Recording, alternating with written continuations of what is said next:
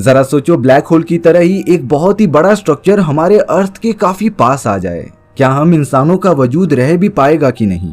इस कहानी की शुरुआत जिलियन नाम की एक सीनियर साइंटिस्ट को दिखाते हुए होती है, जहां पर जिलियन बहुत सारे रिपोर्टर्स को अपना इंटरव्यू दे रही थी। जिलियन की बेटी भी अपने मॉम पर काफी प्राउड फील करती है, क्योंकि जिलियन ने नासा के वैज्ञानिकों के साथ मिलकर काफी सारे मिशंस कंप्लीट किए थे।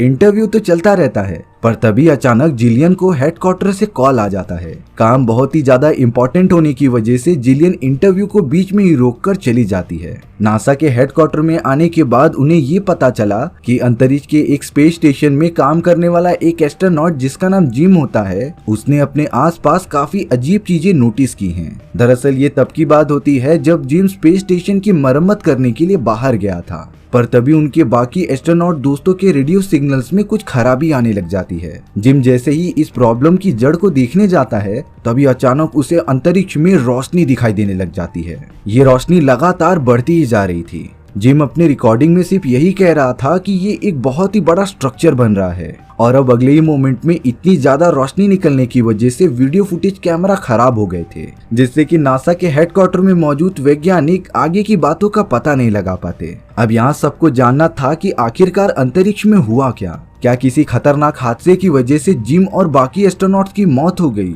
ये तो पूरी तरीके से एक बहुत ही बड़ा सवाल बन चुका था। देखते ही देखते ये न्यूज चारों तरफ फैल जाती है, और अब नासा के सीनियर एस्ट्रोनॉट जिनका नाम एलेक्स होता है, वो भी इस मिशन में शामिल हो गए थे, जो अपनी पूरी टीम से इस बात की रिपोर्ट मांग रहे होते हैं। पर अफसोस, इसके बारे में किसी को कुछ नहीं आइडिया था। वैज्ञानिकों को सिर्फ इतना पता होता है कि अंतरिक्ष के अंदर कोई लाइट वाला स्ट्रक्चर फॉर्म हो रहा है, जिसकी थोड़ी बहुत फ्रीक्वेंसीज वो अपने एंटीना पर रिसीव कर रहे थे।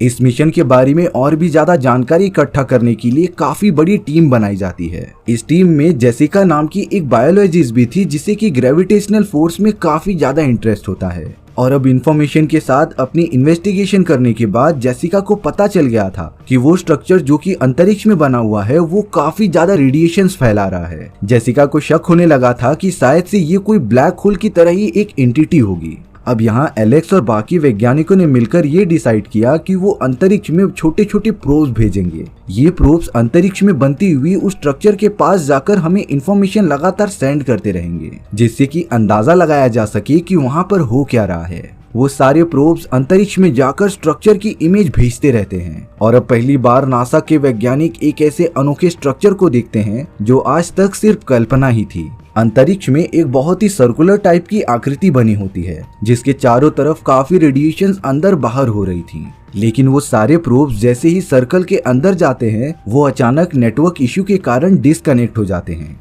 लेकिन अब जिलियन, एलेक्स और उसकी पूरी टीम के पास वीडियो रिकॉर्डिंग्स थी, जिससे कि वो बनते हुए स्ट्रक्चर को एनालाइज कर सकते थे। जिलियन सभी को एक्सप्लेन करते हुए ये बता रही थी कि सर्कल के चारों तरफ कुछ रेडिएशंस बाहर निकल रही हैं, तो कुछ रेडिएशंस अंदर की तरफ आ रही हैं। सारी इंफॉर्मेशन को कलेक्ट करके ये बताया जा रहा था कि ये आकृति एक वार्म होल है, और जब वो सारे प्रोब्स वार्म होल के थोड़ा सा अंदर गए, तब उन्हें होल के उस पार एक अलग ही डायमेंशन दिखाई दे रहा था। साथ ही साथ होल के दूसरी जगह पर उन्हें एक अजीब तरीके का प्लैनेट दिखाई दे रहा था। जिलियन, एलेक्स और उनकी पूरी टीम ये देखकर बहुत ही ज्यादा शॉक रह जाती है, क्योंकि ये आज तक की सबसे बड़ी डिस्कवरीज में से एक था। इसीलिए जिलियन एलेक्स के साथ डिस्कस करते रहती है कि उन्हें वार्म होल के अंदर एक मिशन भेजना चाहिए, ताकि हमारी ऑर्गेनाइजेशन सबसे पहले इस बात की कवरेज ले सके। लेकिन यहाँ एलेक्स बिल्कुल भी नहीं चाहता था कि इस मिशन के बदले बहुत सारे एस्ट्रोनॉट्स की जान जाए, क्योंकि हमें बिल्कुल भी अंदाजा नहीं था कि वार्म होल के अंदर होता क्या है। लेकिन जिलियन एलेक्स को समझाती है कि अगर हमने ये काम पहले नहीं किया, तब चाइनीज और रशियन ऑर्गेनाइजेशन इस बात का क्रेडिट ले लेगी, और अब पीयर प्रेशर में आकर एलेक्स को इस बात के लिए एक मिशन करना ही पड़ता है। अब यहाँ डॉक्टर जैक नाम के एक रिटायर्ड एस्ट्रोनॉट्स ये बता रहे थे कि नासा वालों को वार्म होल के अंदर एस्ट्रोनॉट्स को नहीं भेजना चाहिए, क्योंकि वहाँ ऐसी रेडिएशंस मौजूद होंगी जो इंसानी शरीर एक्सेप्ट ही नहीं कर पाएगा। इसीलिए उन्हें इंसानों के बदले रोबोट्स को भेजना चाहिए, जिससे कि नासा वालों का स्पेस मिशन भी कंप्लीट हो जाए और किसी एस्ट्रोनॉट्स की जान भी न जाए। अब यहाँ कुछ ही दिनों बाद वार्म होल में से बहुत सारे ब्लैक शैडोज निकलने लग जाते हैं, जो लगातार पृथ्वी के वातावरण में घुसते चले जा रहे थे। सारे इंसान इस खतरनाक मोमेंट को देखकर काफी डर जाते हैं। पर अब यहाँ नासा के हेडक्वार्टर में वैज्ञानिकों ने नोटिस किया कि जब भी ये शैडोज बाहर निकल रही हैं, तब वार्म होल एक इनविजिबल रेडिएशन अपने अंदर से बाहर फेंक रहा है। और अगर ये रेडिएशन टाइम टू टाइम बढ़ती गई, तब एक मोमेंट ऐसा आएगा कि इनकी स्पीड इतनी ज्यादा होने की वजह से हमारी पृथ्वी अपने ऑर्बिट से ही काफी दूर चली जाएगी। ऐसा होने से शायद पूरे इंसानियत का खात्मा हो सकता था। इसीलिए अब सारे कंट्रीज के मिलिट्री वाले एकजुट होकर एस्ट्रोनॉट्स की मदद करने में लग जाते हैं। जगह जगह पर जो भी शैडोज पृथ्वी के पास आते जा रहे थे, उनके ठीक पास मिलिट्री वाले बंकर्स बनाकर रहने लग जाते हैं, ताकि वो उन सारे शैडोज पर नजर रख सकें। साथ ही साथ एस्ट्रोनॉट्स वार्म होल में जाने की मिशन के लिए बहुत सारे ह्यूमनॉइड बनाने में लग गए थे। इस ह्यूमनॉइड में सिर्फ इंसान का दिमाग मौजूद होगा, बाकी पूरी बॉडी रोबोटिक होगी। कई दिनों की लगातार मेहनत के बाद एस्ट्रोनॉट्स ने पहला ह्यूमनॉइड प्रोटोटाइप बना लिया था और अब सिर्फ वेट करना था एक राइट कैंडिडेट को ढूंढने का जो इस ह्यूमनॉइड में कन्वर्ट हो सके। हालांकि जो भी इंसान ह्यूमनॉइड में कन्वर्ट होगा, तब उसका दिमाग निकालकर उसे रोबोटिक बॉडी में ट्रांसफर कर दिया जाएगा। हाँ, उसकी उम्र और काबिलियत तो बढ़ जाएगी, लेकिन जैसे जैसे टाइम बीतता जाएगा उसके दिमाग की न्यूरो सिस्टम्स थोड़े से वीक हो जाएंगे। ऐसा भी हो सकता है कि कुछ टेक्निकल प्रोग्रामिंग में गलती होने की वजह से वो एक ही साल में मारा जाए, लेकिन फिर भी उन्हें अपना एक्सपेरिमेंट टेस्ट करके तो देखना ही पड़ेगा। इसीलिए अब बहुत सारे हेल्थी लोगों का चेकअप किया जाने लगा था। एंड में जाकर एस्ट्रोनॉट्स को काल नाम का एक आदमी मिलता है। काल का दिमाग और IQ लेवल काफी ज्यादा तेज था, लेकिन उसके पैर एक्सीडेंट में टूट जाने के कारण वो चल ही नहीं पाता। काल इसी वजह से इस प्रोग्राम में शामिल होना चाहता है, क्योंकि उसे अपनी एक नई बॉडी मिलेगी जिससे कि वो अपने देश के काम आ सके।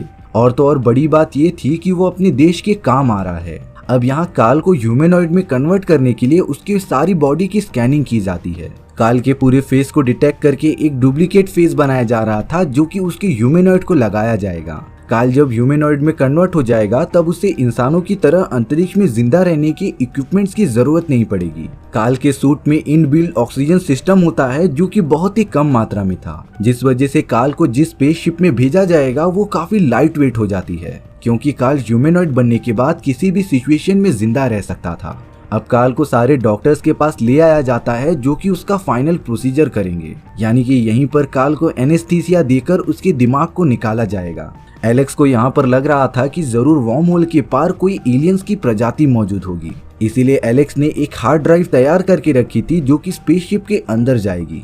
इस हार्ड ड्राइव में इंसानों की प्रजाति के बारे में सारी इंफॉर्मेशन थी, जिससे कि एलियंस को पता चल सके कि पृथ्वी पर इंसानों का वजूद है और वो सभी स्पेस एक्सप्लोरेशन कर रहे हैं। वहीं पृथ्वी के चारों तरफ वो सारे ब्लैक शैडोज बढ़ते ही जा रहे थे, जिससे लोगों का डर भी बढ़ता जा रहा था। पर मिलिट्री वाले लगातार इन शैडोज पर नजर रखते ही जाते हैं। अब कुछ दिनों बाद काल के बॉडी पर एक्सपेरिमेंट करने वाले डॉक्टर्स ने ये बताया कि काल की मृत्यु हो चुकी है। दरअसल जिस ह्यूमनॉइड बॉडी में उसका दिमाग फिट किया जाने वाला था, उसके बायोसेल्स ने काल के DNA को एक्सेप्ट नहीं किया, यानी कि अब उन्हें किसी दूसरे इंसान को ढूंढना पड़ेगा जो कि ह्यूमनॉइड प्रोग्राम में शामिल हो सके। इस बात से एस्ट्रोनॉट्स काफी ज्यादा टेंशन में आ गए थे, क्योंकि उन्हें जल्द से जल्द पता करना पड़ेगा कि वार्म होल के अंदर मौजूद क्या है, नहीं तो वार्म होल के साथ जो रेडिएशंस निकल रही थी वो अर्थ को पूरी तरीके से डिस्ट्रॉय कर देंगी।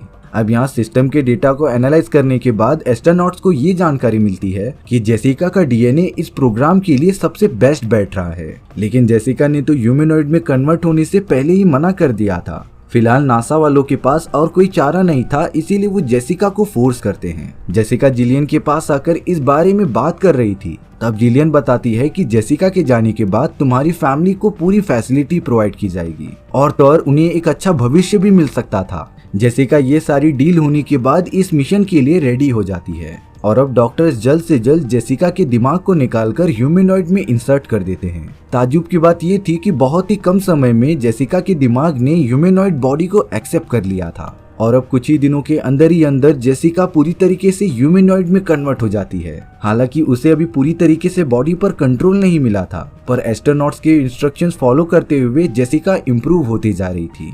अब यहाँ जेसिका, जो कि एक ह्यूमनॉइड में कन्वर्ट हो चुकी थी, उसे एक रोबोट के साथ स्पेसशिप में बिठाकर वार्म होल में जल्द से जल्द भेज दिया जाता है। जेसिका लाइव रिपोर्टिंग कर रही थी वो सारे एस्ट्रोनॉट्स को जो नासा के हेडक्वार्टर में मौजूद थे और अब थोड़ी देर में ही जेसिका स्पेसशिप के साथ वार्म होल के अंदर इंटर होने लग गई थी। जेसिका कहती है कि ये नज़ारा बहुत ही ज्यादा ब्यूटीफुल है, पर थोड़ी देर बाद जेसिका को कुछ अजीब तरीके की प्रेशर फील होने लगी थी और तभी अचानक जेसिका की स्पेसशिप गायब हो जाती है। उसका कनेक्शन नासा वालों के हेडक्वार्टर से पूरी तरीके से टूट गया था, यानी कि अब ये पूरा मिशन जेसिका के ऊपर था। एस्ट्रोनॉट्स ने अंदाजा लगाया होता है कि शायद से जेसिका को इस पूरे मिशन में 1 साल तो लग ही सकते हैं, लेकिन यहाँ 4 ही दिन बाद जेसिका की स्पेसशिप उस वॉर्म होल से बाहर निकलकर अर्थ की तरफ आने लगी थी। नासा के वैज्ञानिक तुरंत जेसिका की लोकेशन फाइंड आउट करते हैं और उसे रेस्क्यू कर लेते हैं। चारों तरफ ये हड़बड़ी मच गई थी कि आखिर जेसिका ने वॉर्म होल के पार क्या देखा।